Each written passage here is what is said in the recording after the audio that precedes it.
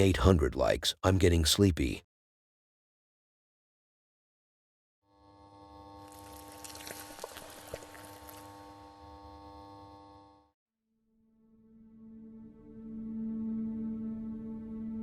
Look, I'm not a parent by any means. At least I'm no longer considered one. Ever since that day, the day where we ran out of milk, I have officially retired from that responsibility. Anyways, what I was trying to say is, milk is important, and that you should not leave your child alone in such a room where paranormal activity takes place. How obvious, I just said something even scientists were unaware of. But here is why, as if I even should give an explanation. So let's say your child is in the room alone, and the ghost decides to do you a favor and end your misery, so he throws something very heavy on his head, or maybe possess him till it's done. I know you would be the happiest father alive, but what about your manners and humanity? And how are you gonna explain it to the law? So, why all of this long description? To buy myself some time, and because it seems like the father behind the channel uploading these videos is trying to put his son into situations where he knows its results are no good. This father didn't want to use the old ways, like going to the store, so he is being more creative, and he is making sure to tape it so people learn his new tactics. I feel like I'm talking about a football match. So in the first match, in the first scary, very unnerving footage, the child is reading a book while the Ouija board is hanging free on top of the TV.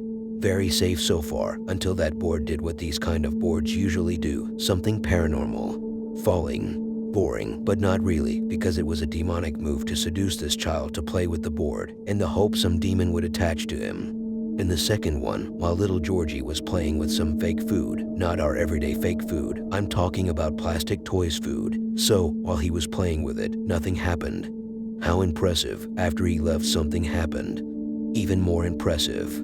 But in the end, things got a bit more physical when Georgie was playing with magnet letters on the refrigerator.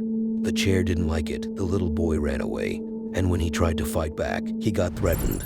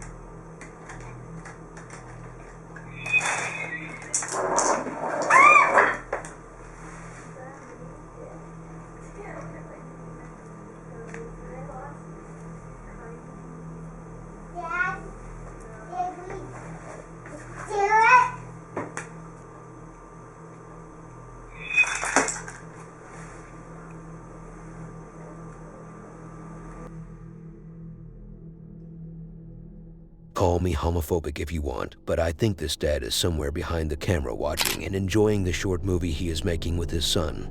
Enjoying the catastrophic, very realistic paranormal activity.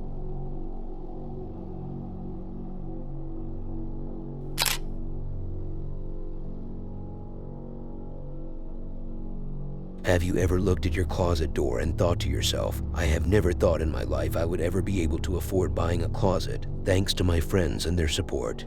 We were able to steal one, and now we only need to fill it with cloth. That is why we have to plan out our next robbery.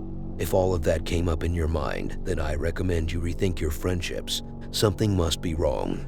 Anyways, why did I specifically bring up the closet topic? Am I into closets or something? Do I feel horny when I look at my filthy old closet dripping out some of my t-shirts? Well, Timmy, the truth is, I really don't think you can handle the truth. That's why you should not know. But what you should know is that staring at your closet for too long may result in it coming to life, and you don't have to take my word for it. You can take my butt instead. And you can take our next man's word for it. He is a staring expert. Con esa puerta, ya la movió varias veces.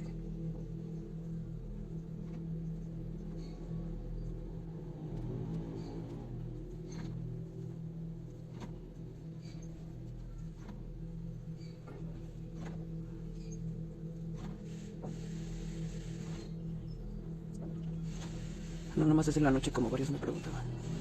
Es en el día, en la tarde. Ahorita son las 3 de la tarde, ya lleva rato chingando. Y lo extraño es que ninguna de las otras puertas está abriendo.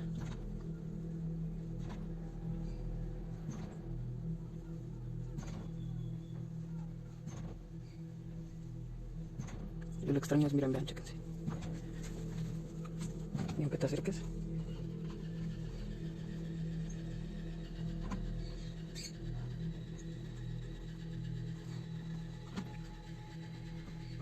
y luego esta pinche puerta se traba y pues intento jalarla. Pero no hay nada, miren.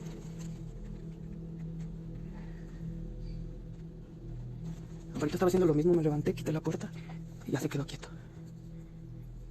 Pero después de como unos 3 minutos o 4 otra vez empezó a chingar la madre.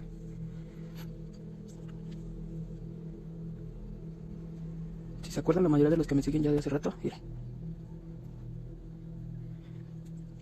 Eso era lo que más seguido pasaba, por eso empecé a poner las cámaras.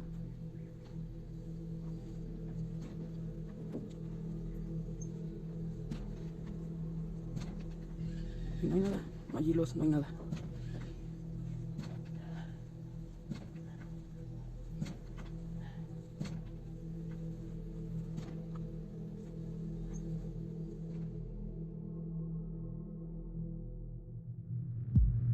Why did I feel nostalgic for a second when he gave us a little peek at his room? For some reason, I remembered the good old days when I used to corner their little bodies in the corners and take it all out on them.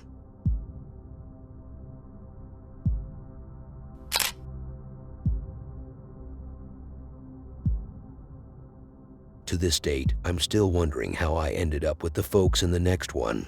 I still have no idea how I stumbled upon their videos. It's like I was walking in an empty street alone in the middle of the night, and all of a sudden, someone grabbed me and put me to sleep, and when I woke up I was still in the same place, with a little note that says, I wanted to F you.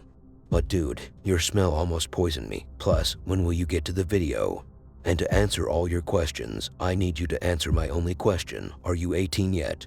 The couple in the next one believe their house is haunted by strings. I mean, haunted by some unknown entity that wants to take over their house ruthlessly. How scary. So Bob likes to start his videos from the couch, where he can be the beast on top of his beauty. Wait, we were talking about the paranormal here.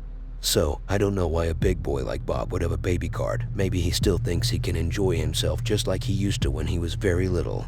It's okay, Bob. Growing up is part of life. That's why the folks from the other side are trying to help him by scaring him of playing with baby stuff and focus on more mature people habits. Like taking a seat, settle down, abandon some books. Unfortunately, the best way these folks can do it is by throwing and moving, so it always ends up scaring us, the humans. We need to understand their underlying messages, not be scared of it. And some of them are also innocent. They just like to play with toys when no one is looking around. Sat here, just decided to film again. It's about 20 to 9 at night. Keep hearing noises. Don't know if you can hear it, but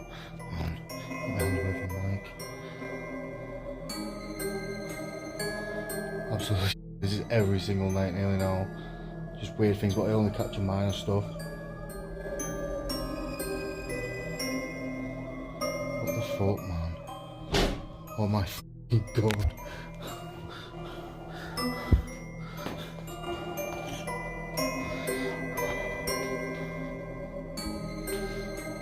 Is that?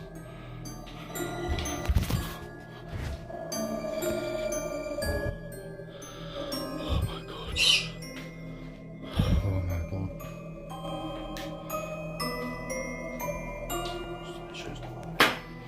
Oh my. Whoa. Oh my god. Oh my god. Oh, see what I mean? See what I mean? Oh my god, what the fuck?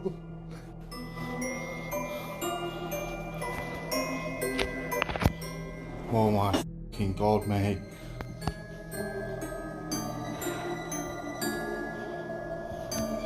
Oh my god.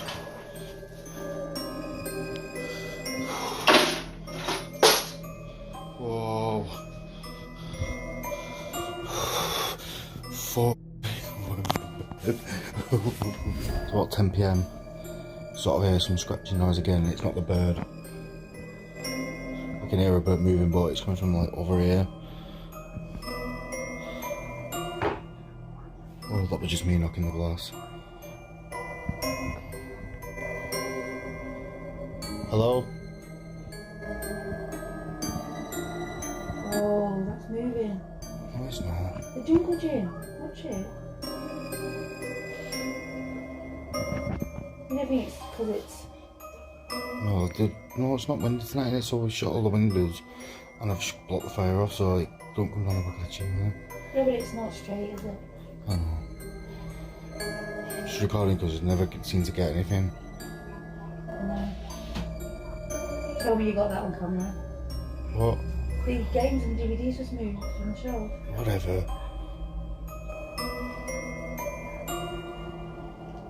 Ah, Dad. Tell me you... What the f?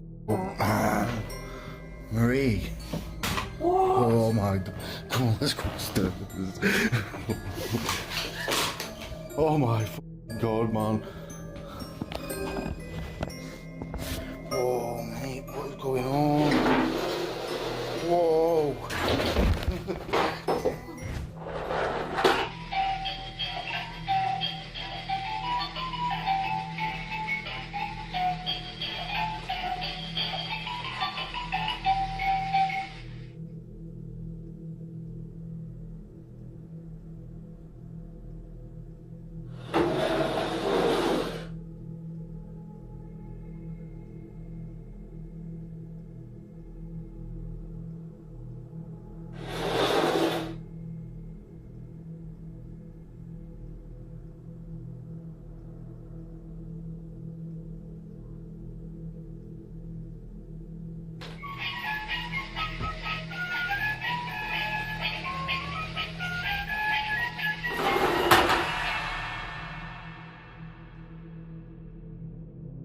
I should have warned you about the production on this video. The angles, the weird glitches, and the bad music compositing. It was messy, but it was worth it to me, even if you had to use all your health insurance for this year all at once. As they say, no pain, no bitches. Let's talk about the hooker. And please stop staring at her. She is not the one I'm talking about. I meant to say, let's talk about the hooker in the next video. And I know we have come along far and featured a lot of videos about the paranormal topic, but I think it's time to shake things up a little. So who is this chick who sold herself cheap for some money that we are about to see? Well, here is the plot twist, son. It's not a she or a he, it's a they. Regardless, let's talk for real now, because we have to grow up and act like old frustrated middle-aged people. The hooker, whom I have featured before on this channel, twice in fact, today he found a little box outside his house during a rainy day. So what is this box? And what is it like? And did he open it? And if so, what did he find in it?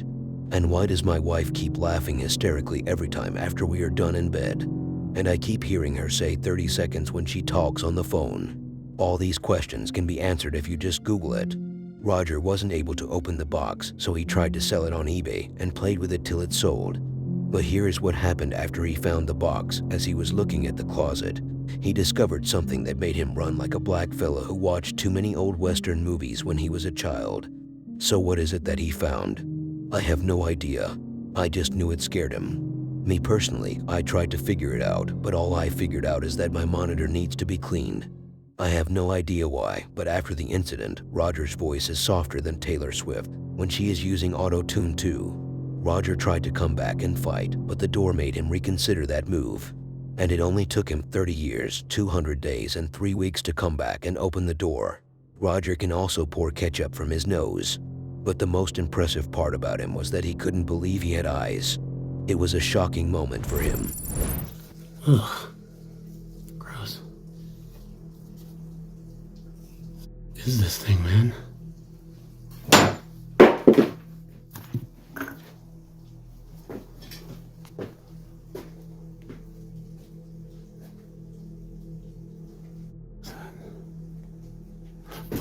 Dude.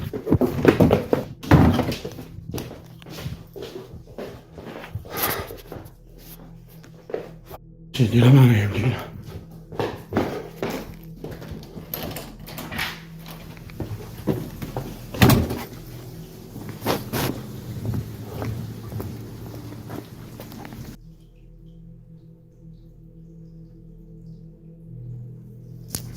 Jesus.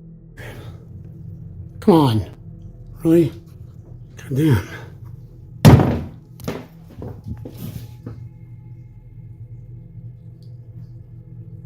Hello?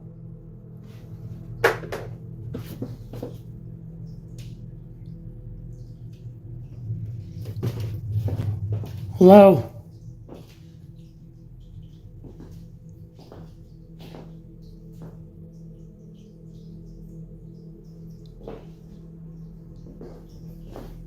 Where's my camera's not on? This is on the infrared thing. I don't know if a person or whatever look like a person to me. If you're in my house, you need to get out. Hello? If you're in here, the cops are on their way.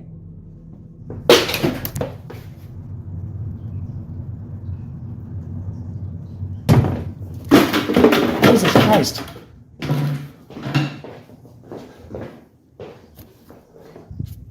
This. I'll walk. There are noises out there. A whole bunch of them. It's just getting out of the shower. Or getting in the shower.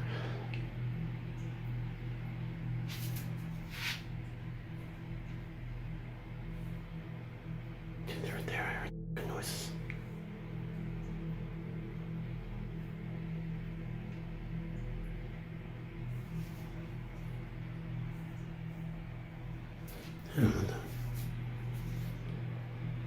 What the f***? God. Who's bleeding? This is weird. Alright, so this is the picture that I came across. In my photos, my Google Photos, God, I look like shit. That's not the important part about this. The important part about this is I didn't take this picture. Look what time it was. 4:24 a.m. 4:24 a.m. I was asleep. In fact, that night, the second I hit my bed, I passed the fuck out. My little lamp is on, and my eyes are halfway open. So like, dude, look at my fucking eyes. The fuck? No way, dude. That's just fucking weird. Dude, that's not me. At least, it wasn't me that took the fucking picture. There's no way. There's no fucking way. I was asleep.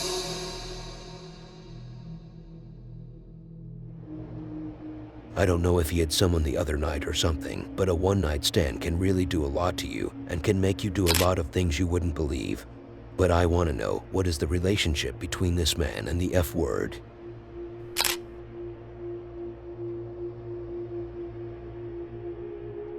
A hospital in Australia that was closed and turned into a man to identify as a man.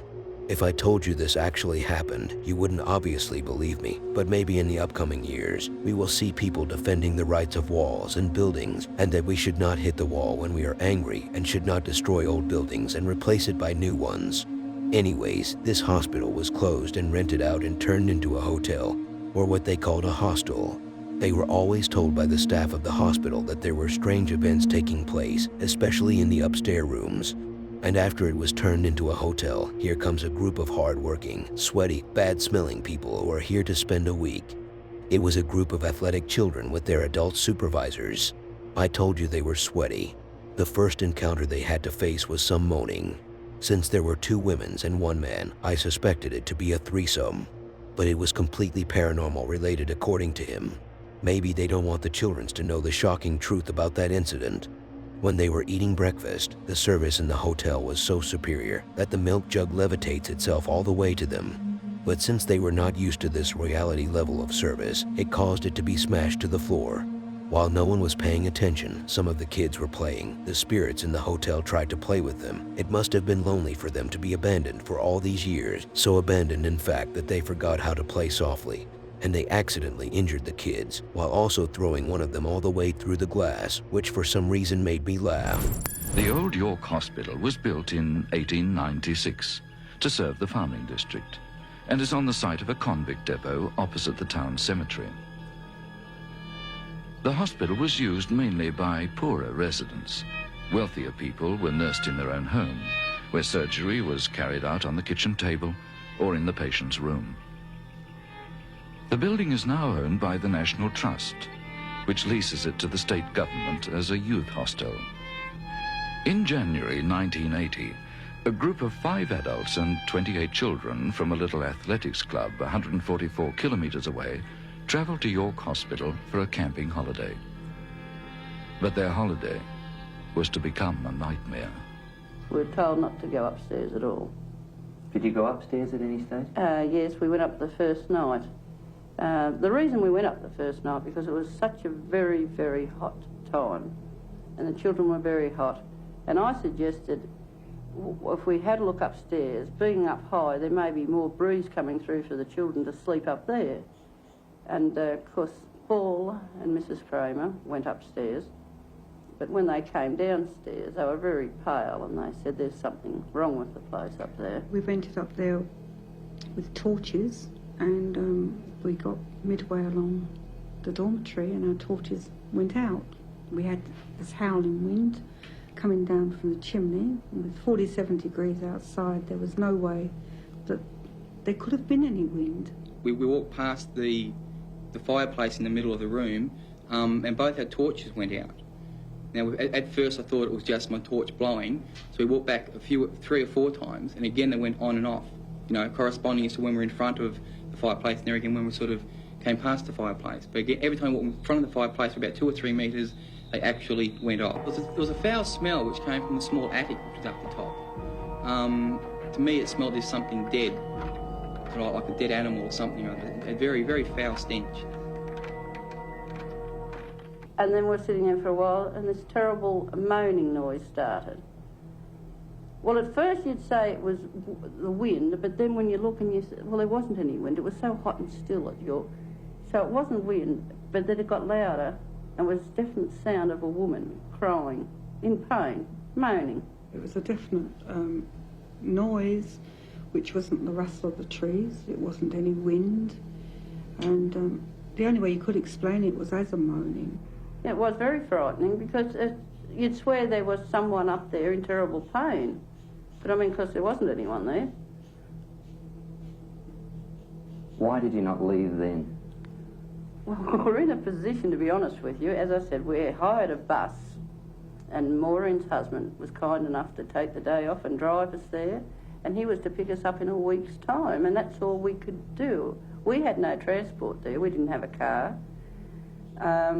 Little did we know these kind of things were happening. I mean, you wouldn't have gone in the first place, would you? Well, the first thing that happened that morning, Maureen and I got up to get the children's breakfast. We went into the kitchen. We got the milk. And I had this crockery jug, which I put on the bench. And I walked across to Maureen.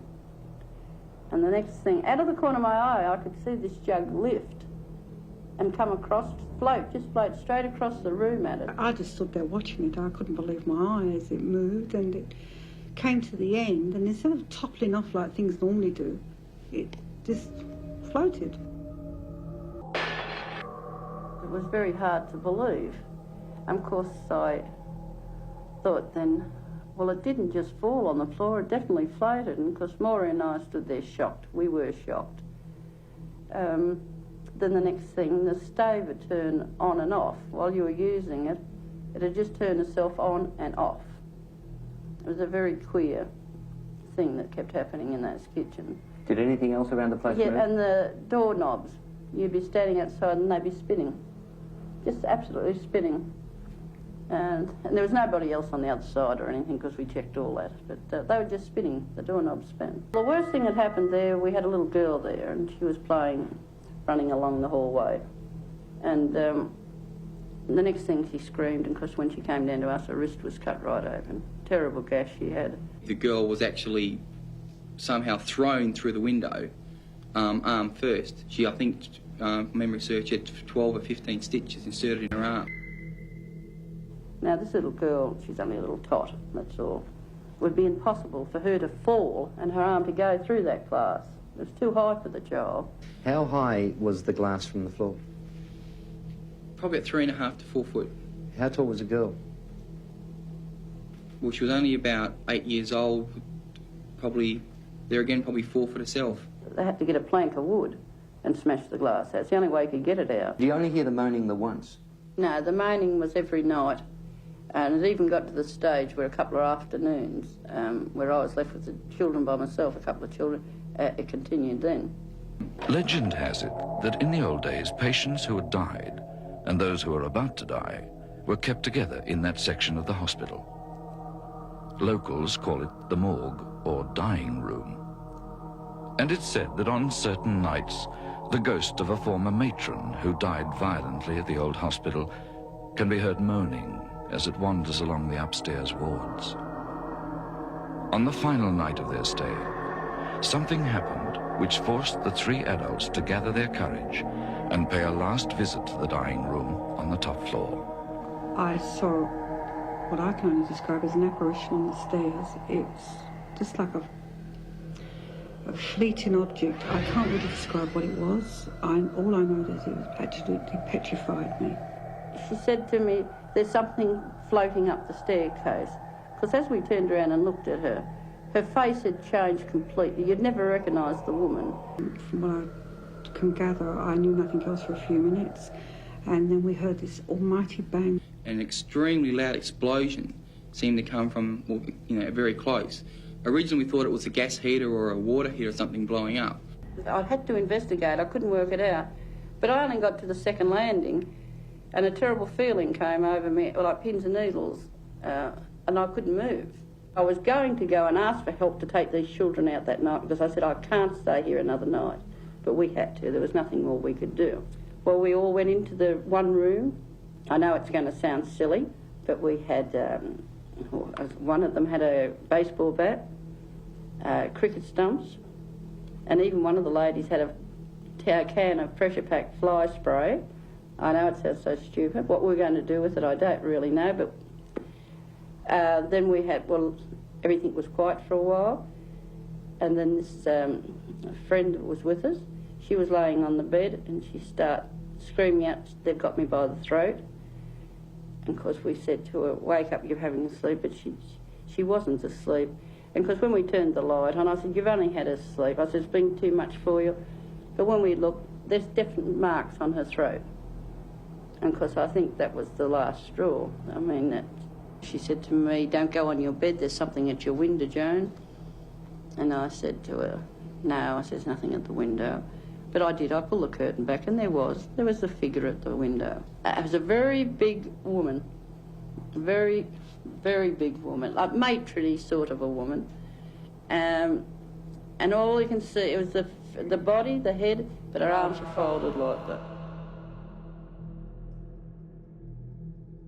I don't know what that man seemed to be a little off. It's like he has seen something he will never forget. The other two, who are ladies by the way, they seem to be completely fine. So my assumption is that they may have done what I think they have done on that trip. And the man was not pleased at all to see them naked, like Mother Nature. He couldn't handle how rusty and jiggly their bodies were. And that's how I feel too when you don't subscribe and watch the next video on your screen.